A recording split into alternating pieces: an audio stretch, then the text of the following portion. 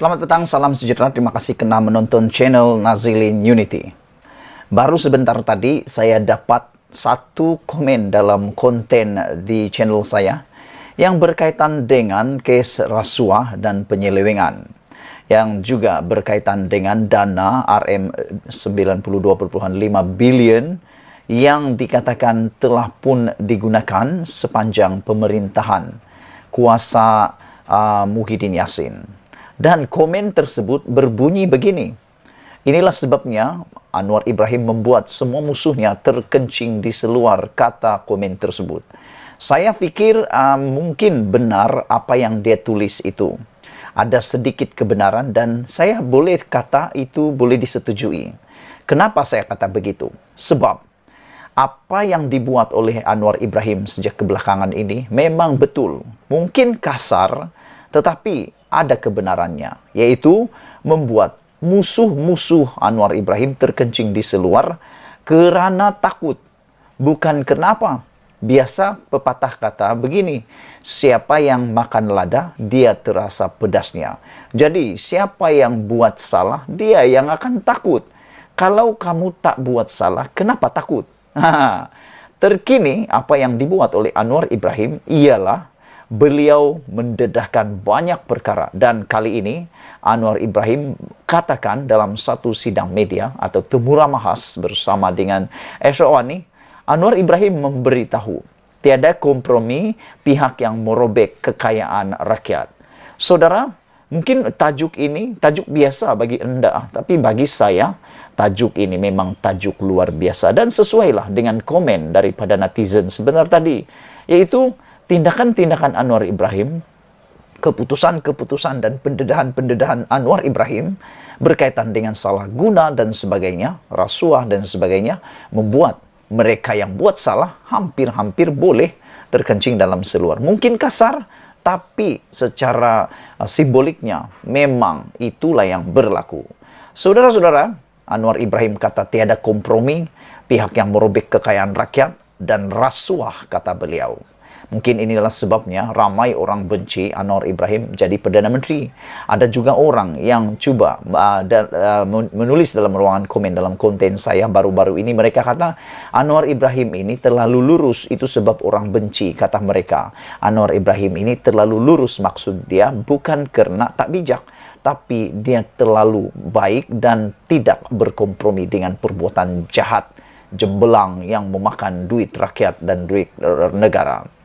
Sekali lagi, Datuk Seri Anwar Ibrahim menegaskan beliau tidak akan berkompromi dengan isu rasuah yang mana pihak yang merobek kekayaan rakyat. Beliau kata siapapun orang itu dia akan tangkap, akan dihadapkan ke muka pengadilan, dan dia tidak peduli orang itu daripada pihak kerajaan atau daripada pembangkang. Kalau terbukti bersalah harus dihadapkan kepada muka ke pengadilan, kata beliau. Adakah Anda setuju dengan perkara itu? Saya sangat setuju, saudara-saudara sekalian. Tegas Perdana Menteri kita yang disayangi oleh rakyat Malaysia ini kerana tindakan beliau yang menyasar kes-kes yang disaki mempunyai kaitan dengan penyelewengan, bukan kerana dendam politik. Sebaliknya demi memastikan tata kelola kerajaan yang baik. Bagi mereka yang cakap ini adalah dendam politik, saya fikir mereka cakap begitu sebab mereka terkait ataupun mereka termakan ladanya dan terasa pedas.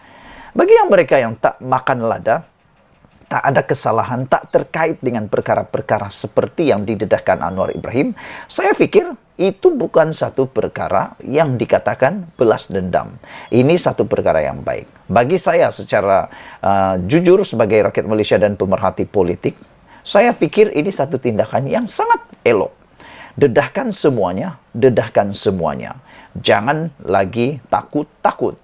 Saudara-saudara, itu memang tata kelola kerajaan yang baik. Malah tindakan Datuk Seri Anwar Ibrahim yang mengakui terhadap individu yang cuba menghalang siasatan dijalankan dengan melemparkan tomahan terhadap kerajaan pimpinannya ketika ini. Anwar Ibrahim mengaku ada orang yang cuba menghalang siasatan dan cuba melemparkan tomahan terhadap kerajaannya. Dan ramai kata Anwar Ibrahim ini Perdana Menteri saman, Perdana Menteri dedah, Perdana Menteri dendam dan sebagainya. Cakaplah apa yang kamu suka, yang pentingnya Anwar Ibrahim akan tetap mendedahkan kesalahan-kesalahan yang berlaku sebelum ini. Boleh semak dengan semua agensi penguatkuasaan, kata Datuk Seri Anwar Ibrahim. Mesej yang dia sampaikan sama dalam soal hukum, menegakkan negara, membenteras rasuah kerana negara ini rosak dan tidak upaya bangkit semula. Sekiranya kita biar rasuah besar. Saya setuju.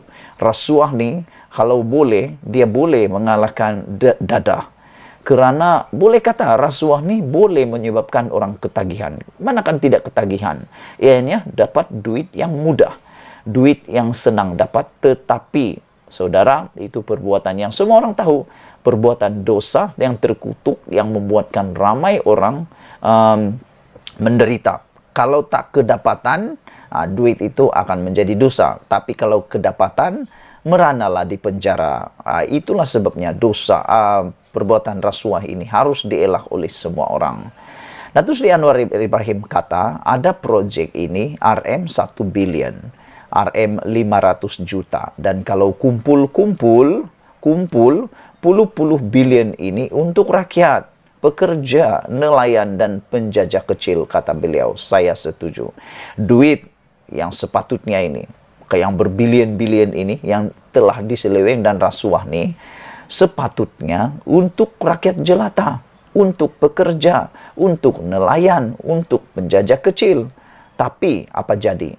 Disonglap oleh orang tertentu. Jadi, apa makna bagi seorang tokoh politik atau Perdana Menteri membiarkan puluhan bilion ini dipunggah oleh kalangan tertentu dan kekayaan disimpan di London, New York, dan Australia, dan kemudian hidup rakyat di sana, kata beliau. Jadi, rupa-rupanya Anwar Ibrahim mula sedar dan mula tahu, selepas jadi Perdana Menteri, dia mula tahu bahawa ada orang memunggah puluhan bilion dan disimpan pula di London, di New York, dan Australia. Nah, kita tak pernah dengar ini sebelum ini daripada Perdana Menteri yang sebelumnya, tapi Anwar Ibrahim berani mendedahkan. Anwar Ibrahim juga kata, saya tak peduli. Saya tidak peduli dan saya tahu ada masalahnya. Saya tahu golongan yang merancang cuba mengecam dan cuba menidakkan termasuk langkah London dan sebagainya kerana bimbang seolah-olah kita akan menekan mereka. Kalau dia tidak melakukan rasuah, kata Anwar, zalim, tidak memeras rakyat, dia tidak harus bimbang. Macam yang saya cakap tadilah. Samalah dengan pendapat saya dengan Anwar Ibrahim. Kalau dia tidak melakukan rasuah, tidak zalim, tidak memeras rakyat, buat apa rasa bimbang? Buat apa rasa takut? Tenang saja di posisi bosku. Tenang di posisi bosku. Biar semuanya didedahkan sededah-dedahnya. Itu yang dikatakan oleh Anwar Ibrahim dalam rancangan naratif yang disiarkan di RTM pada Khamis yang lepas. Perdana Menteri menambah, beliau tidak akan mencampuri urusan siasatan yang dijalankan oleh pihak berkuasa. Kata Anwar Ibrahim, sesiapa sahaja tidak kira pihak kerajaan atau pembangkang, jika didapati terlibat dengan penyelewengan, perlu dihadapkan ke muka pengadilan. Soalnya begini, pihak kanan atau kiri, yang kerajaan ataupun pembangkang, kalau ada bukti yang jelas, kalau ada keterangan dan fakta, ambil tindakan, kata beliau. Jangan peduli tentang tomahan, kerana orang politik terutamanya berselindung di sebalik kata-kata dan puak-puak mereka. Sama ada mereka guna agama Islam atau Melayu, kata Perdana Menteri lagi. Dalam masa yang sama, Perdana Menteri berkata, pihak berkuasa daripada pelbagai agensi telah diarahkan untuk bukan saja menyifatkan kes-kes ikan bilis, tetapi juga melibatkan pihak atasan. Saya beritahu penguatkuasa, harus tegas dan rakan saya dalam Jemaah Menteri sedar, benar dan setiap minggu saya pesan, kata beliau. Saya tidak pertahankan andai kata kesilapan atau bukti tentang amalan memunggah kekayaan, tambah Anwar. Sekian dulu untuk kali ini. Jangan lupa kamu tinggalkan komen Anda. Apa komen kamu tentang tindakan Datuk Seri Anwar Ibrahim yang seperti ditulis oleh netizen di dalam ruangan komen, membuat ramai musuh-musuh beliau terkencing di seluar katanya. Tapi ingat, Anwar Ibrahim kata, buat apa takut, buat apa risau kalau tidak melakukan kesalahan. Jangan takut kalau tidak melakukan rasuah, tidak zalim dan tidak memeras, tidak harus bimbang. Betul? Kamu setuju dengan apa yang Anwar Ibrahim dan saya kata? Kalau kamu setuju, tinggalkan komen kamu di ruangan komen dan tekan butang subscribe. Tekan butang subscribe itu percuma. Kita jumpa lagi Malaysia. Kita jaga sama-sama. Cintai Malaysiaku. Bye-bye.